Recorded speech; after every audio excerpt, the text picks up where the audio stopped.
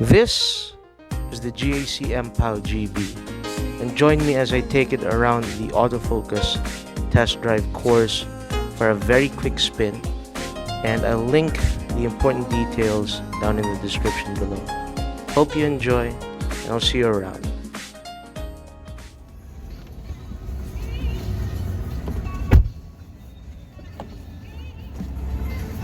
Enjoy the ride, Julian. Sure thing. Hi, sir.